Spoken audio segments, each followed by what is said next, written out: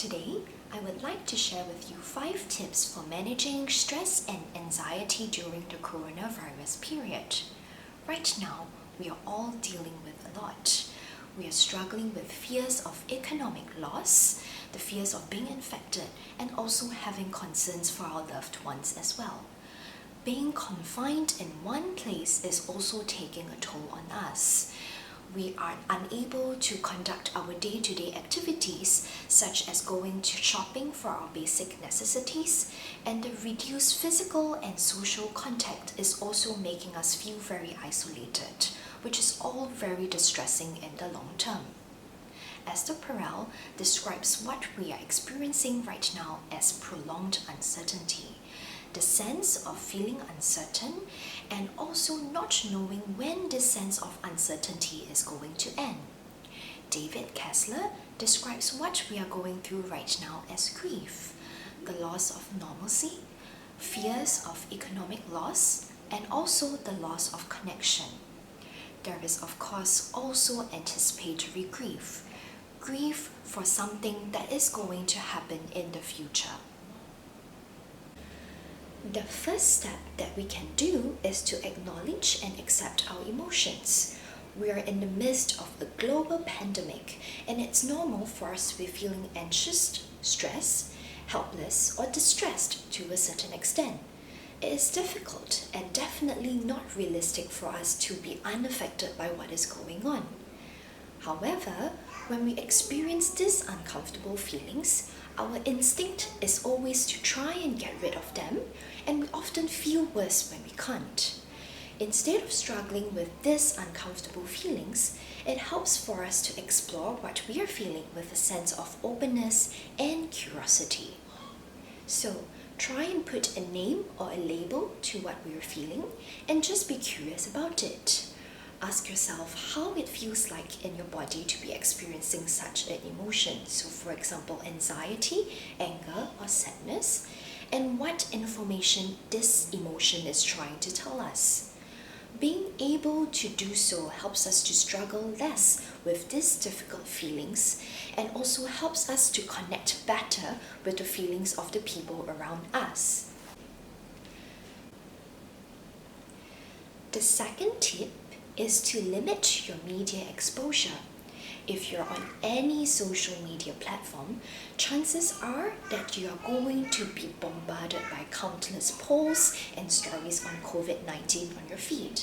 This post could range from helpful updates on the current coronavirus situation, fake news that are meant to sensationalize, mislead, or invoke fear, or posts from other people about their thoughts and feelings on the COVID-19 situation. While some of this information can be helpful, the constant exposure to information about COVID-19, something that we are already quite anxious and worried about, may actually do more harm than good. This is because we are allowing ourselves to be exposed to unpredictable stress triggers in an uncontrollable and prolonged manner, which leads to vulnerability instead of resilience in the long term. To avoid experiencing unnecessary stress, manage your media exposure carefully. Limit seeking of information on COVID-19 to just 1 or 2 sources, and ideally check for updates not more than once or twice a day. So turn off push notifications on your phone as well, so that you're just not receiving information about COVID-19 throughout the entire day. The third tip is to focus on what you can control. If you find yourself ruminating or worrying excessively about the current situation, try to shift your focus to things that you can control. You can write down some positive coping statements on a card and put it somewhere that you can easily refer to. Here is an example.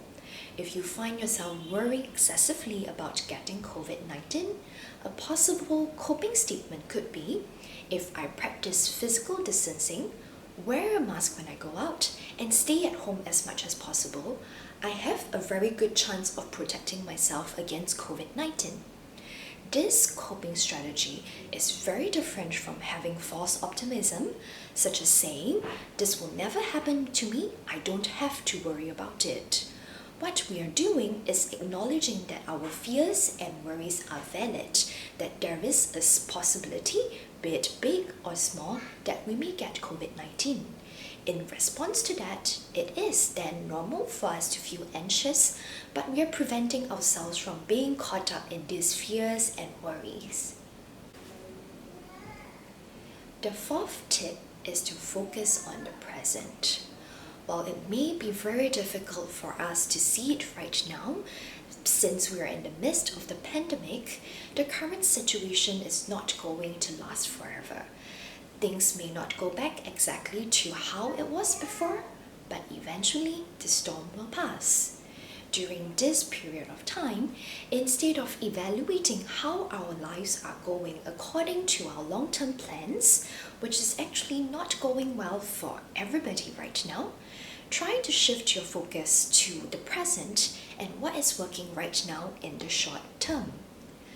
What would be something great that could happen in the next month, the next week, or in the next 24 hours?